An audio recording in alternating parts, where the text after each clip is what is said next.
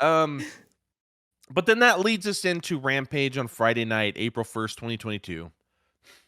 And dude, we can start off with the Young Bucks versus Top Flight. Now, was this your first proper Top Flight match? Like, or did they No, act no, no, okay. no.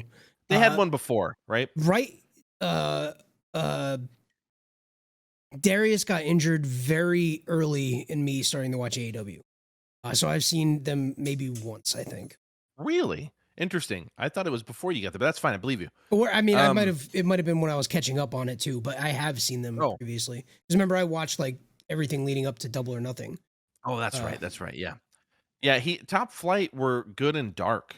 And the only time they didn't look better is because they were wrestling people that were not even close to as good as them. And so like the other people would like kind of butcher their moves sometimes. Dude, they're fucking awesome, these guys. I will say that Darius Martin feels underwhelming compared to Dante. I think. I think but don't you think part of that's the build that we've had? Like we've Hundred seen what he percent, can hundred do. percent. I'm not saying that he's not a good wrestler. Just Yeah. in the ring, he doesn't have the gravitas, I guess, that Yeah. Dante does. But Dante's been around since he's been out, Yeah. and he's kind of had more of the spots. Darius in that match, and you'll talk about it in a second, but it felt like he was just kind of the supporting role in a big way, and Dante was 100% the main character. Yeah. It's kind of like the Young Bucks. I'll use them as an example. Middle aged bucks. Everyone always talks yeah. Everyone always talks about Nick Jackson, right? And because he's incredible. Yeah, He is the big showboat, right? And then Matt Jackson is just a fucking great worker, right? And I feel like that way about Top Flight, kind of, where it's like Darius is still a great worker. It's just Dante does superhuman shit, and I don't understand. It's like watching like Rey Mysterio and then watching someone like Psychosis. You know what I'm saying? yeah, yeah, It's yeah. like Psychosis is awesome. Yeah.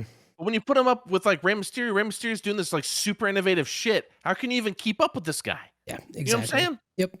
It's. And I it's mean, that's how I feel. It's like Darius is awesome, but man, your brother is like just like something else. yeah, it's a You know what I'm different saying? level. Is it's one of the one of one. I guess is the hot thing to say right now. And Dante Martin, in terms of the things he does, and same thing with the Young Bucks. Like, there's certain guys that are just one of one that you put them next to anybody else, that other person may be amazing, but when you're next to the guy who is generational, it's like, okay, what are you gonna do? Like, good luck.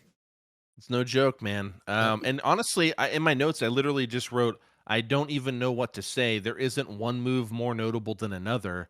Just an awesome high spot match. Yeah. And Like everything felt you like have, that purpose too. It was good. yeah, yeah. I mean, I felt like the Bucks were telling a story, and Top Flight was doing their spots, and it just translated into just like an awesome, fun match. Both teams are so fucking good. But there's a lot happening at the end, and not in a bad way. I mean, it gets like it's building, and they finally get there's reversals, all kinds of shit, just real quick, boom, boom, boom, and then one reversal ends up with each of the Young Bucks on either side of Darius Martin. They get the big BTE trigger. 1, 2, 3, Bucks win, just as it should be. But Top Flight looked fucking great. It did.